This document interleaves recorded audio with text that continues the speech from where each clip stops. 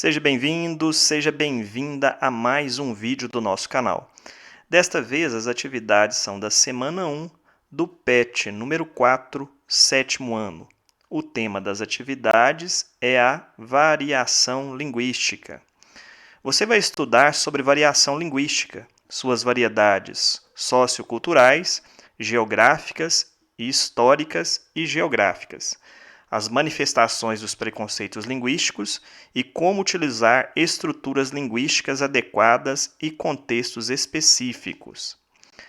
Há aqui uma breve apresentação, que deve ser lida antes de fazer as atividades, e uma tabela com os tipos de variação linguística, a variação sociocultural, variação geográfica, variação histórica. Depois da tabela, há também alguns conceitos importantes, como as normas urbanas de prestígio e o preconceito linguístico.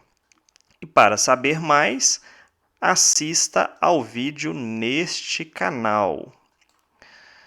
A seguir, vem as atividades, que pede para você fazer a leitura do poema Capitulação. Depois da leitura do poema, vem a primeira questão. O título dado pelo autor está adequado, tendo em vista o conteúdo do poema? Justifique sua resposta. Então, a primeira coisa que eu fiz foi pegar o significado de capitulação.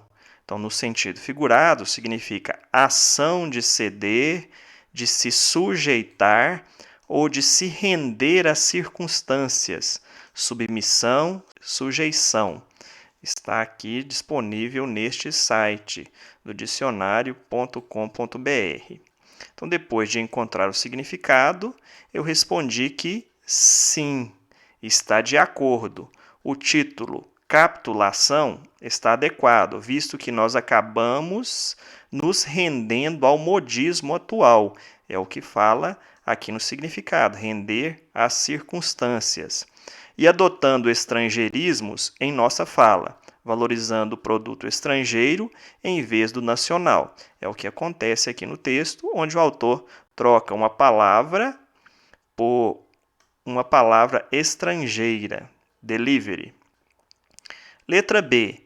O exagero que o autor vê no emprego da palavra delivery se aplicaria também à telepizza? Justifique sua resposta. Então, não, pois o foco do autor está no uso do termo delivery, palavra de origem inglesa que significa entrega. Assim, o autor quer mostrar que o uso desse estrangeirismo é desnecessário e representa uma desvalorização do nosso idioma. Então, telepizza seria também uma entrega a domicílio. Telepizza é um neologismo formado com um empréstimo linguístico e já há muito incorporado ao português. Então, italiano, pizza, e o prefixo grego tele, que é corrente na nossa língua. Número 2. Tendo em vista que as gírias compõem o quadro de variantes linguísticas ligadas ao aspecto sociocultural, analise os excertos a seguir, indicando o significado de cada termo destacado de acordo com o contexto. Então, na letra A frase apresenta o termo destacado, patricinhas e mauricinhos, que podem significar jovens de classe alta que têm como preocupação a sua aparência para agradar as pessoas. Na letra B, aparece a palavra careta. Nossa, como meu pai é careta, não permitiu que eu assistisse aquele filme. Então, careta, pessoa antiga, fora da moda, antiquada. Aquele que sempre segue os padrões antigos. Letra C. Os namoros resultantes da modernidade baseiam-se somente no ficar. Então, a palavra destacada, a palavra ficar, que é um tipo de relação que, diferentemente do namoro, não tem o compromisso com o outro. Na letra D, aparece a gíria mano. E aí, mano? Estás a fim de encontrar com uma mina hoje? A parada vai bombar.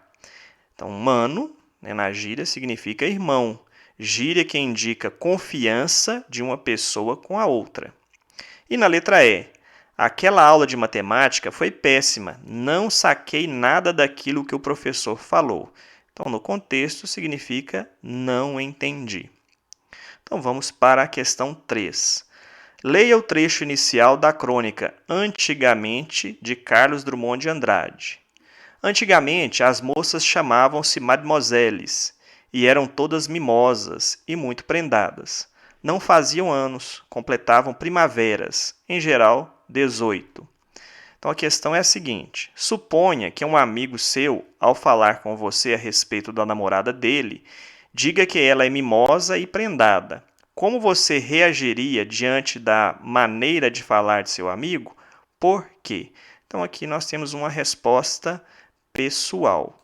E aqui na sequência eu apresento os significados de prendada, disse da mulher dotada de aptidões domésticas, mulher que é boa dona do lar, que vive para cuidar dos filhos e de casa.